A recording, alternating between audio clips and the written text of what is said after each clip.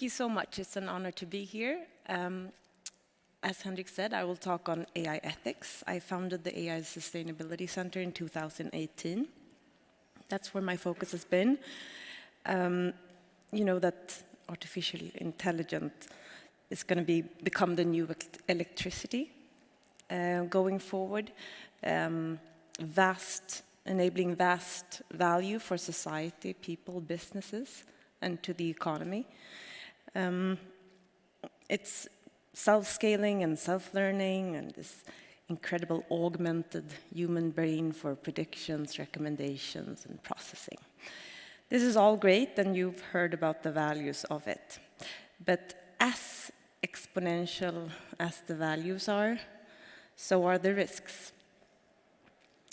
These risks are often unintended and hidden, but the consequences is privacy intrusion, discrimination, lost autonomy, disinformation and fake news, social exclusion, and harm to safety.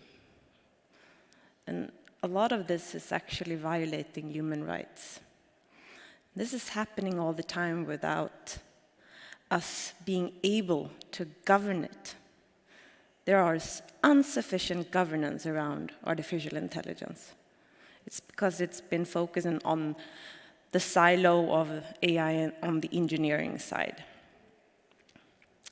So why is it so hard to govern, detect, mitigate ethical and societal risks in AI applications? Well, first of all, algorithms are oftentimes targeted towards profits, increased sales, engagements, and along the way in the black box, the algorithm makes ethical decisions, or it makes decisions to reach the target that has an ethical implication that is hidden for us humans, or the ones coding it. It's also so that there actually are no go-to-market readiness thresholds for artificial intelligence. That's why it's so costly, both financially but also reputationally, when, for example, Microsoft's facial recognition is discriminating toward black females and has to be, of course, withdrawn.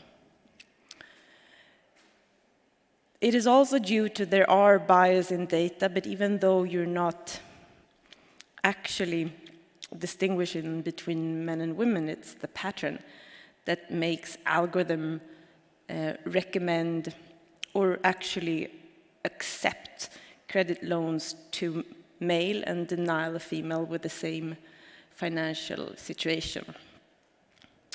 It is also due to that the coder doesn't know how to transform or translate the organizational values into code.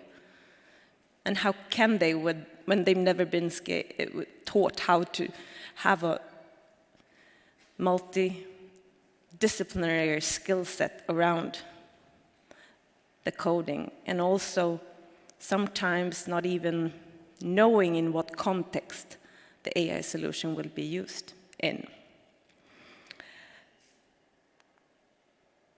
The new type of pollution is a digital pollution.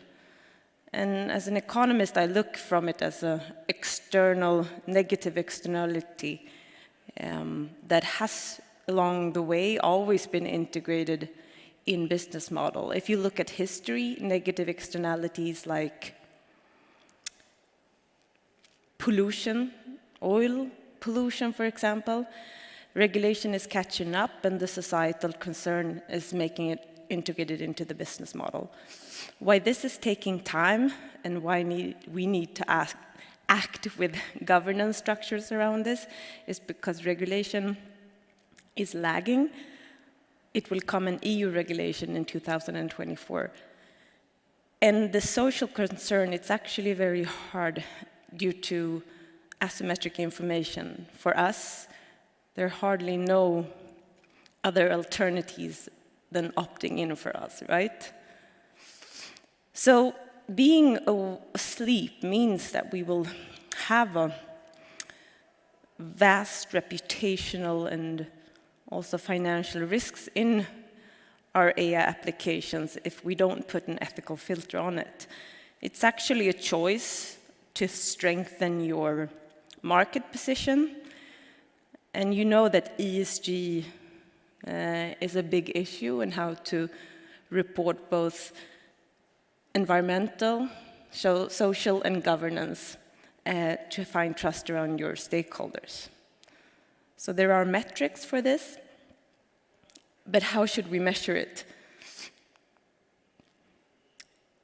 I've spent a long time developing a methodology to detect, assess, and govern ethical risks in AI applications. The way we had to approach it was from a multidisciplinary perspective with a legal, technical, and societal lens. Yet, even more important, to activate the entire organization and create cross-functional teams for this. Our framework to detect, assess, and mitigate the ethical risks is actually visualizing ethical considerations in AI solutions that would otherwise not have been visualized. These ethical considerations does not belong in a silo. It does not belong in the tech team, nor only the legal team, nor the sustainability team alone, not in the communication team alone. These are business-critical considerations. So there are fairness tools. There are some tools that helps you do a trade-off between fairness and precision. So say that we have a medical device that measures heart rate, and we choose between having the precision or the fairness in the male and female groups. So if we have fairness, we might not get the precision we want. So when it's life and death, you want the precision, yeah, right? So we'll help you guide the AI team in these considerations. So how can you compare this to ethical principles, or actually AI ethical principles an organization would have?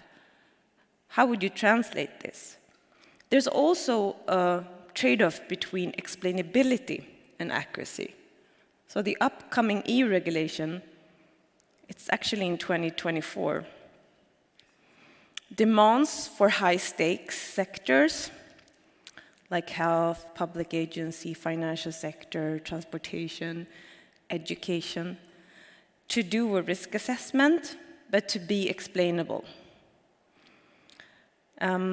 So what about me as a woman? Would I want to have an accuracy in predictions or recommendations or decisions?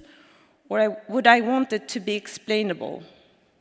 Well, for me, I want to be able to understand if my medical device again or my bank has a set of data that is actually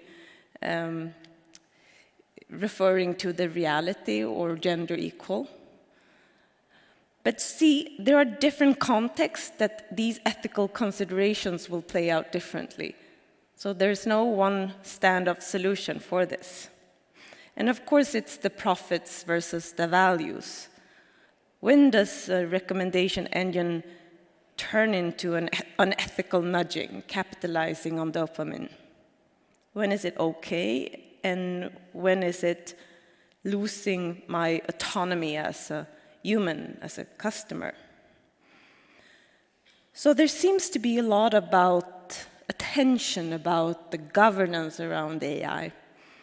And for me, I think it's really on time that we're actually approaching this.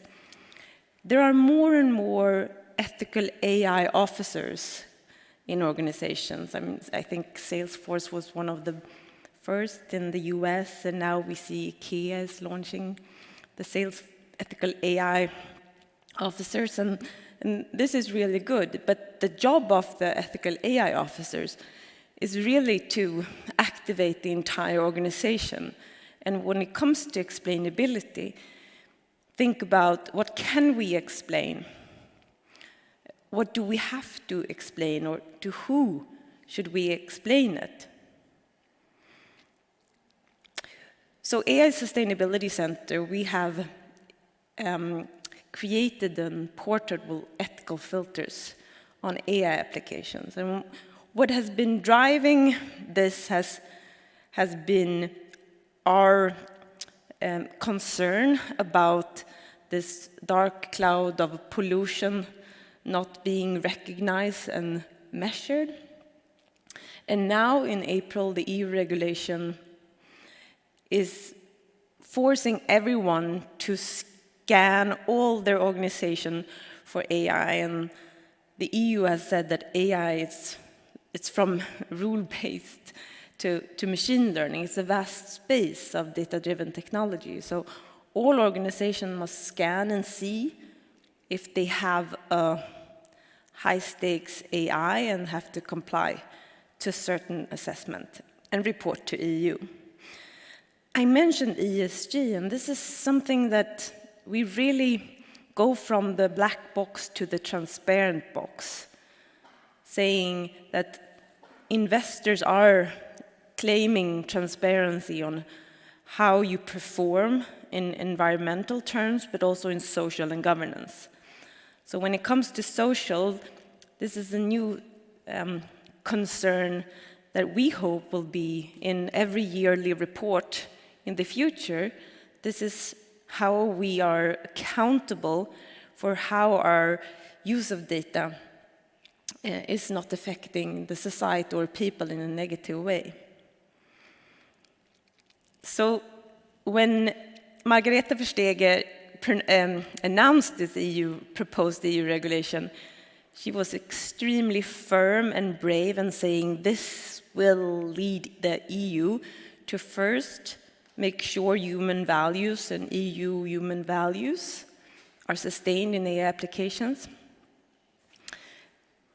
But most importantly, this will be a competitive edge. And I truly believe these. I think the critics towards this regulation say that it will hamper innovation, it will hamper growth and productivity. But I'm convinced that this will make EU take a great leap forward, being a transparent and trusted partner. Because it all begins with our ability and our right to opt in or opt out. So what we see now is our US partners and clients, they're actually seeing this as a competitive edge, but with other drivers, though, than the legislation. When we have our framework for detecting and enabling innovations that humans can trust, we go beyond these regulatory risks, because in the EU upcoming regulation, there are some AI applications that they categorize as low stakes and will not be regulated. And they say, well, in this case, if you're a low stake, say that you're a chatbot on a retail chain, and you must say, well, I am a chatbot. Yet we all know that chatbots can become racist, and we know that there could be biases in data creating a broken trust. And this is where we come in to go beyond regulatory compliance and saying this is where you have business risks, yet this is where you have your edge and opportunity to strengthen brand and trust among stakeholders.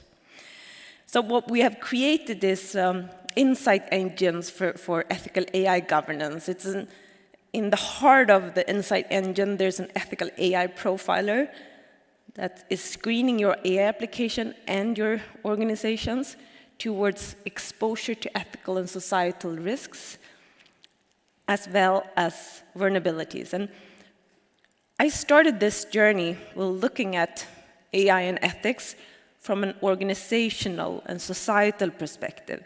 So we have 4 years experience from screening, assessing, and mitigating these risks and finding the root cause in the organization. So we've also developed our own AI for predicting risks and recommending tools as a fairness tool that I presented.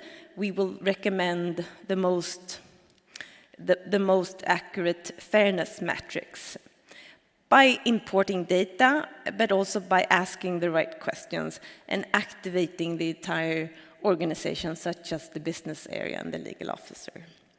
So I'm soon going to wrap up, but I want to give you an example of how we're working with. We work with private public agencies and scale-ups, but when we worked with the recruitment agency, they had an AI that would profile job seekers to how far from the labor market they were, and that was also depending on how much governance support they would get. So, as you could guess, there were discrimination, both due to bias of the creator, the coders, and also to the data, bias in the data. And the communication and the way that the legal and the AI team communicated and understood each other, and when they talked about explainability, were also a vulnerability. So from being a legal department saying we can't do any AI, to actually being able to have a frictionless highway to create an AI innovation humans can trust with the appropriate level of explainability and also avoiding discrimination or risk. By using our engine and screening tools, you will also, of course, apply to upcoming EU regulation on AI. So I want to summarize before Henrik comes up, and I hope you have questions. I want to summarize by saying that all organizations should embrace AI. All organizations should have an ethical filter on their AI. And I encourage you to awake the entire organization and educate the organization on ethical AI. And then also ethical AI is a competitive edge. Thank you.